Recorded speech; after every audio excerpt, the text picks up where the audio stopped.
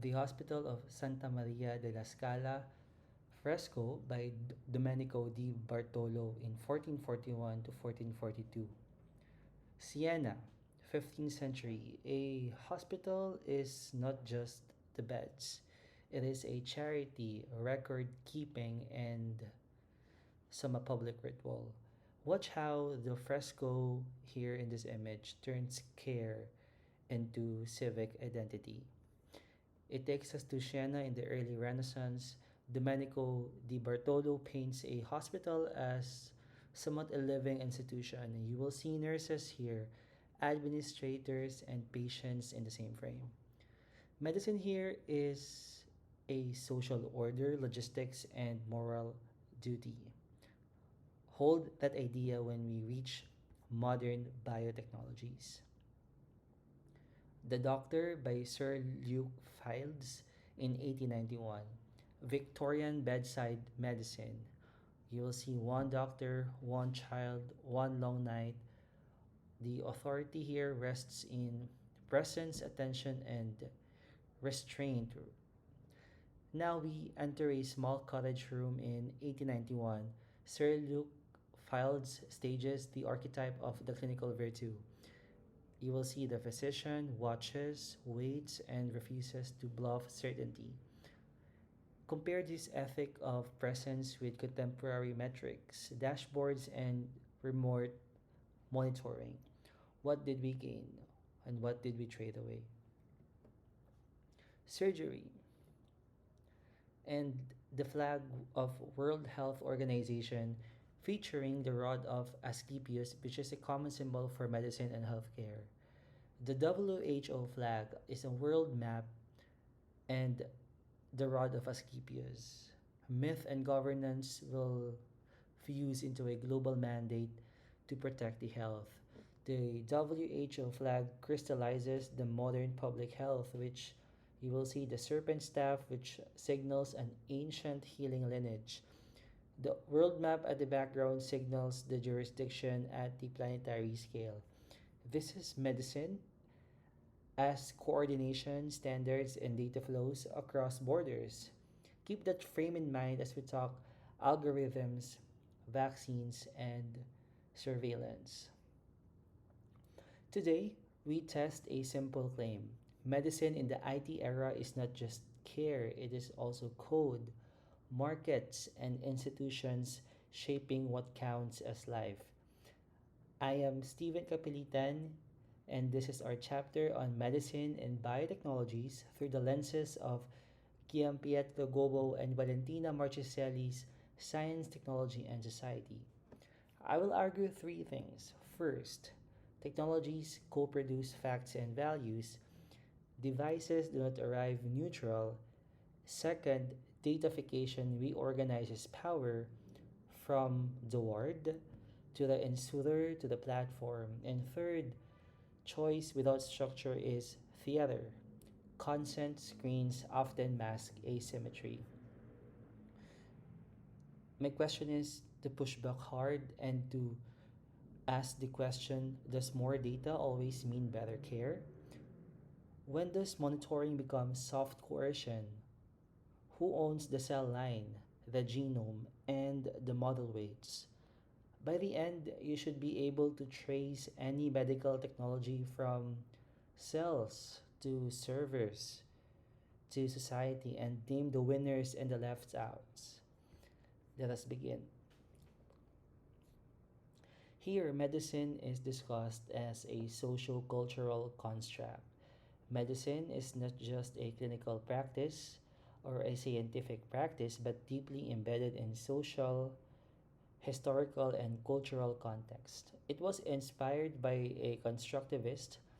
When we speak of constructivism, it is learning by doing, a philosophy, and it was being led by Foucauldian traditions, wherein the scholars examine how power structures in your society and their interactions will shape the medical knowledge.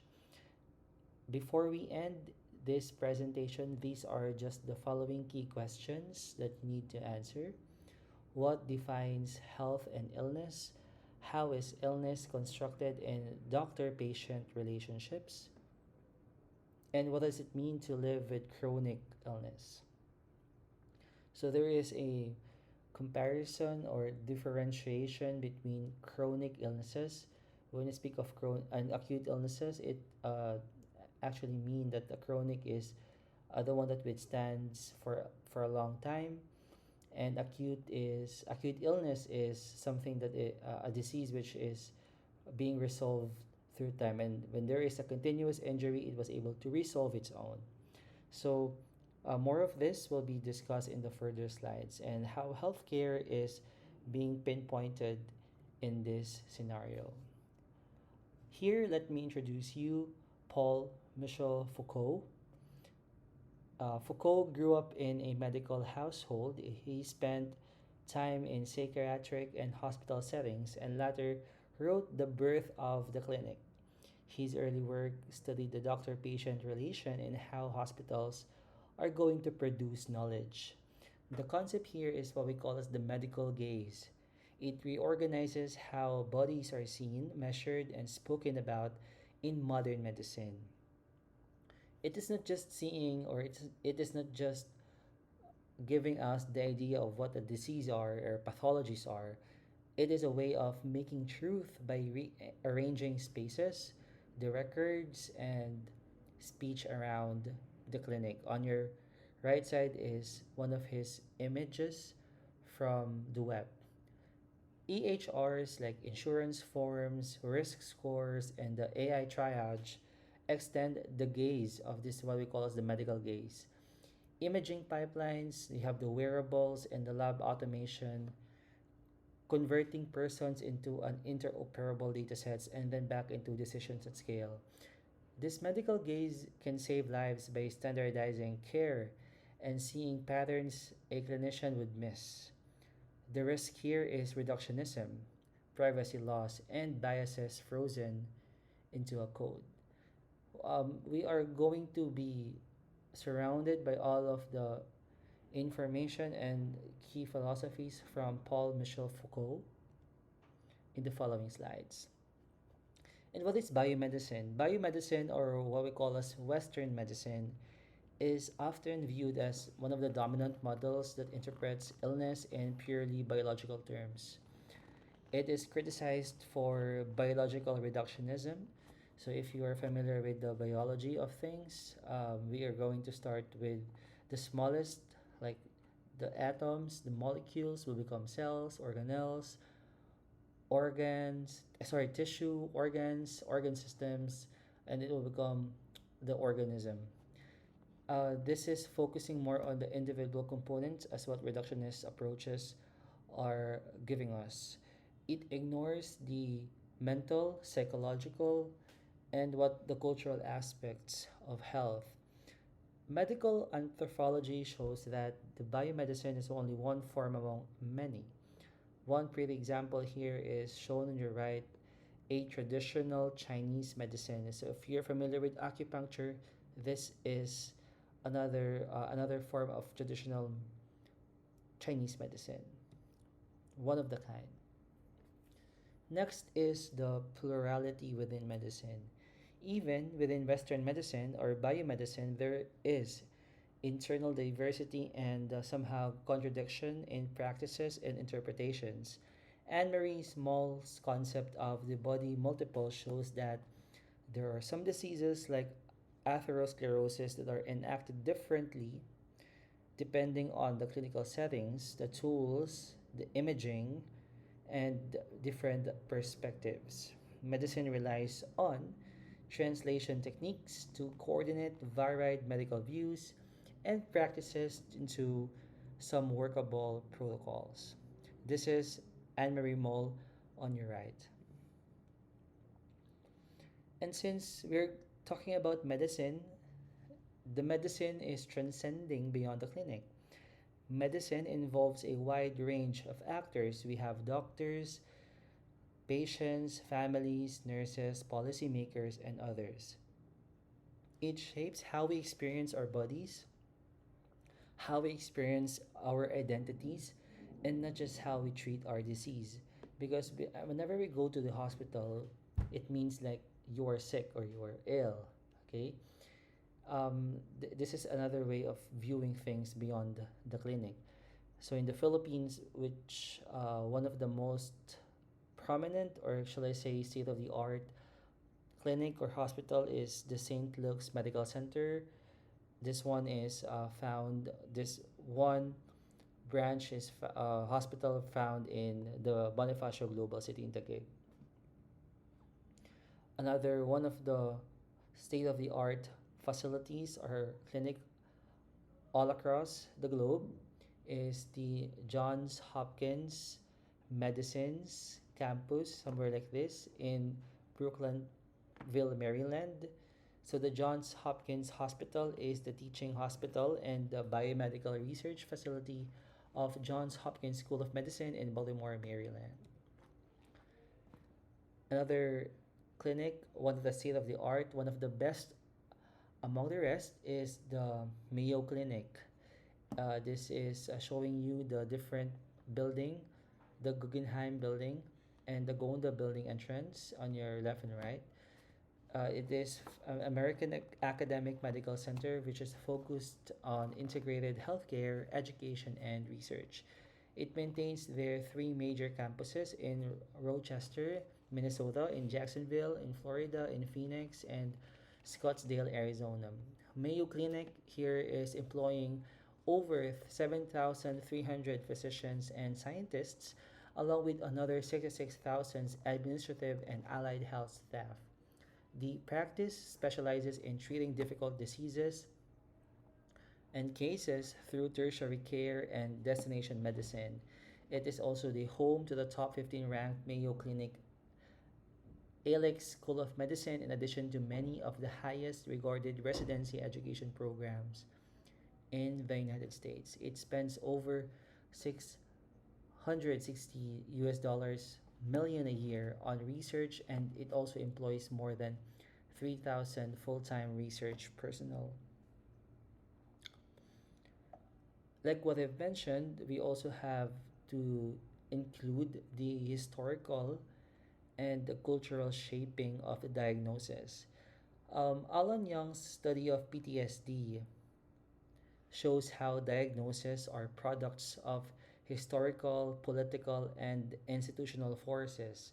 PTSD evolved from a war trauma into a broader category for various traumas like natural disasters. Diagnoses are real but historically and socially constructed.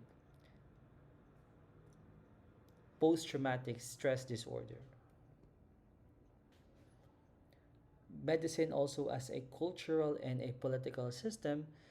It says here that medicine is going beyond healing. Its language shapes societal views on identity, gender, and the human condition. Giovanni Pizza argues that medical discourse influences how we see ourselves, our relationships, and society as a whole. So, if the society that you're living in, living with, has a lot of misconceptions about health, wellness, and practicing what they call this one, quack medicine, then there's a problem with that society per se. Problems like believing in the non-scientific method, which is the backbone of medicine. Everything in medicine is evidence-based, data-driven, and always following the scientific method. Next is the medicalization, normalization, and biopolitics. So the key questions here are: what does it mean to medicalize everyday life? How does a society define quote unquote normal? And what is biopolitics and how does it operate? By definition, medicalization is extending the domain of medicine to everyday conditions. So these are the following examples: menopause, perimenopause, aging, senescence, shyness, ADHD. The effects here is turning personal and social issues into medical problems. Again, medicalization means when something that used to be seen as normal human behavior or life experience become treated as a medical problem needing diagnosis or treatment. It's when medicine starts to own a part of your everyday life. Let's give an example, or let's talk about attention deficit hyperactivity disorder.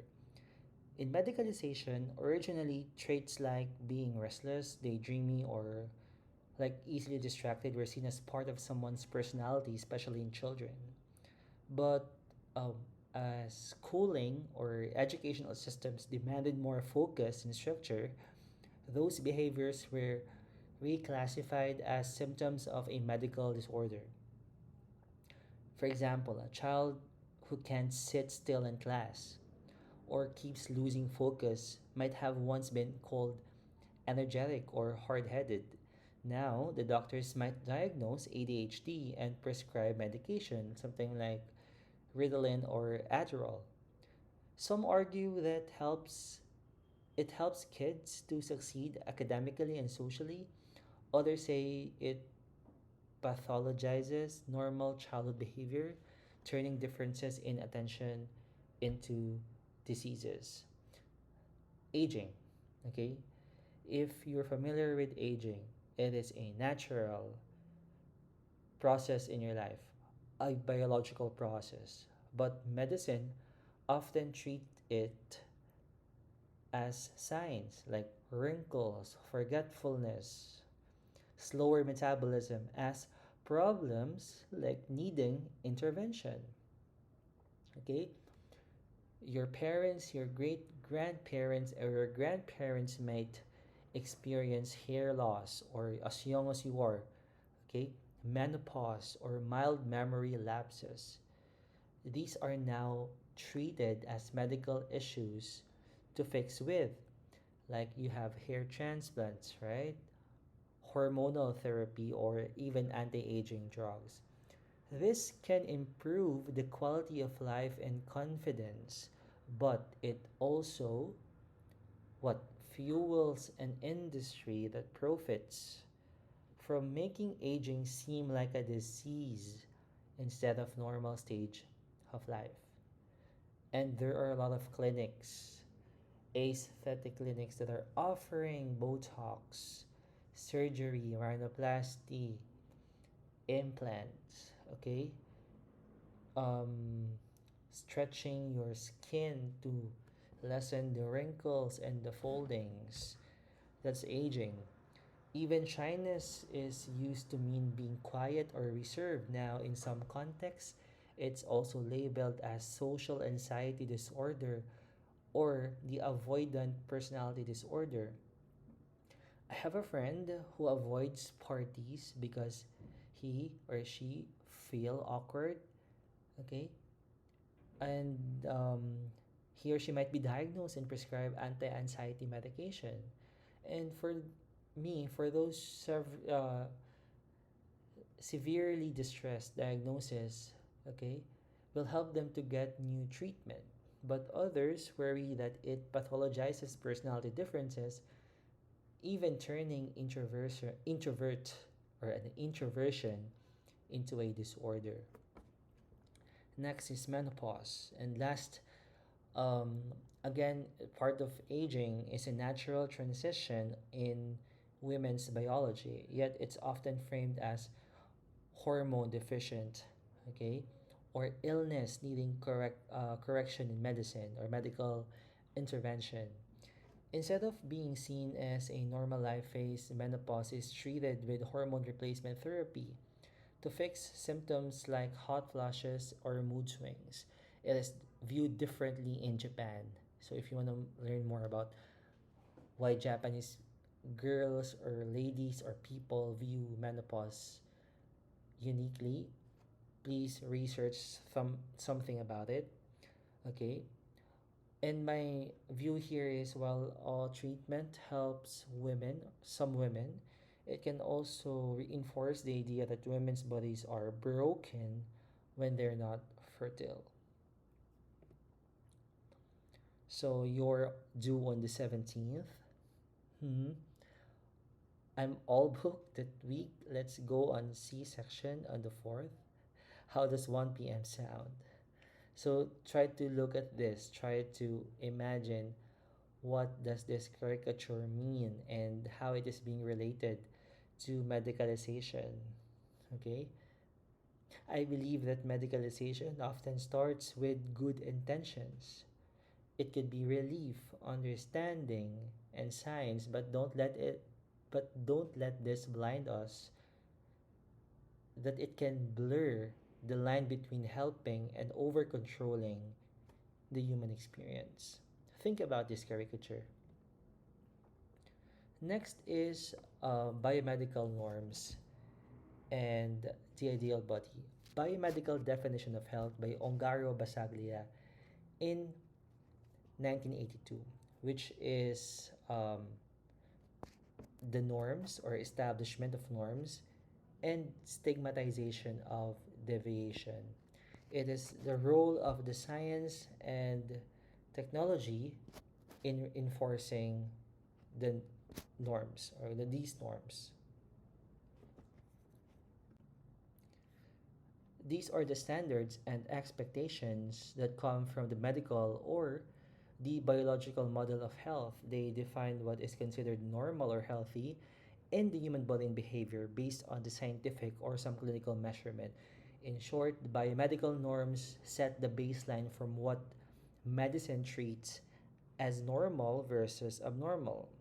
Okay, I have been experiencing this a lot of time because in the gym where I work out, there is a BMI and body weight machine that measures your fat levels, muscle levels, and everything that you need from any fitness goals that you want to aim in training.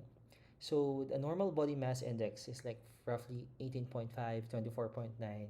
Anything above and below becomes an overweight or you becoming an underweight. Okay? The doctors use numbers to decide if your weight is healthy, but it doesn't always fit everyone. Okay? It could be some muscular people, they can be labeled overweight even if they're fit. Okay? Just like me, I'm labeled as overweight by by my doctor. Next, also with blood pressure. So 120 over 80 millimeters of mercury is considered normal, and higher readings suggest hypertension. If your blood pressure goes above the said number, doctors call it high blood pressure, of course, even though stress or caffeine can also cause the short term spikes. Even in mental health, sadness lasting for 2 weeks or more can be diagnosed as depression under DSM criteria. And we're free or we are okay. It's okay to feel sad for a while, and it can get labeled as mental illness if it crosses a time threshold, even if it's a part of your it's just a phase. Okay, even in menstruation and fertility. So these turn into complex life or experiences into measurable numbers. The real danger here is when those numbers become the only definition of health, how the doctors define you, leaving little space for diversity in the bodies, your minds, or even aging. For the case study, we have here aging and assistive technologies and the robots for the elderly in the Netherlands, as discussed by Niven 2010 to 2011. Technology is both supporting as usefulness and normalcy. Usefulness and normalcy are not neutral facts. They are negotiated and enforced by specific actors with power. In aging and assistive technologies, those actors are the designers, our clinicians, regulators, insurers, platform companies, caregivers, and the older adults themselves. Data and the defaults harden these negotiations into what we call as the new normal. So let's say, for example, we have the clinicians and the guidelines. Clinical thresholds decide who qualifies. For example, the hearing aid. Okay, the hearing aid coverage is tied to an audiogram cutoffs makes mild loss not worth treating. So there is a specific number that they need to reach before you are given these what we call as the hearing aid. And also for the caregivers and institutions, what reduces staff workload is often labeled useful, sometimes at the cost of the elder's autonomy. And also with older adults, they define usefulness as dignity, independence, and social connection. Their voice is often last in the room. So who defines normal? Okay? Who defines normal? It could be biomedical, it could be actuarial, it could be design, it could be data, it could be cultural. In some settings, for example, a cane signals wisdom. In others, it signals decline. So products embeds those meanings. We got to have assisting all of these elderly people. Okay, there should be fall detection cameras. There should be GPS trackers for like people or the elderly people suffering from dementia. Also with smart pill boxes and adherence apps. Okay, it these help avoid hospitalization, hearing aids and over-the-counter markets, social robots and companion devices. And we cannot really stick into all of these suggestions because the healthcare in a third world country is really poor. Okay, so useful equals or not equal to clinically effective. Normal is objective. Okay, more data, better care, and the risk should be minimized. The culture and the aging body, menopause in Japan, like what I've said, versus the Western societies, discussed by Margaret Locke in 1993. Aging as a social-cultural construction, implication what's natural is not universal. Natural does not guarantee universal. Okay, nature yields variation, plasticity, and contingency. Universality requires invariance. Those are different predicates. Natural can mean at least three things. Non artificial, it exists without human design. Species typical, it's common in a species like Homo sapiens as humans. Unlearned, it emerges without instruction. Universal can mean a lot of things. Logical necessity, true in all possible worlds. Biological necessity, it can be present in all number or in normal members of a species, and also with statistical ubiquity, present in almost everyone. Okay, why natural is not equal to universal? We have a lot of factors: variation, developmental plasticity, gene culture coevolution, path dependence, and measurement bias. My take here is some things are very close to universal. All humans sleep, okay? We age and all die. All known terrestrial life uses nucleic acids and ribosomes. Human infants everywhere attached to caregivers and acquire language. Physics constrains organisms, so convergences emerge. Eyes evolve repeatedly. Bipedal gait in humans is species typical, and these are not trivial. Even these universals get thin on inspection. Sleep duration varies widely, aging phenotypes diverge, genetic code, their universality has documented exceptions in mitochondria and some microbes. Language capacity is universal, but grammar, timing, and literacy are not. Okay, it's a lot, um, a whole thing of discussion. Nature produces distributions. Okay, universal exist but live at a high level of abstraction. So if you want truth rather than slogans, argue from mechanisms and variants, and not from what we call as the natural label. The user designer disconnect, elderly rejection of helpful technologies, like paternalistic assumptions in design by Niven, Compagna, and Kolbacter. Double naturalization, reproduction of identities through technology. This is the biopolitics of disability, neoliberalism, ableist nationalism, and peripheral embodiment by David Mitchell and with Sharon L. Snyder. Michael Foucault, The Birth of Biopolitics, lectures at the College de France in 1978 into 1979.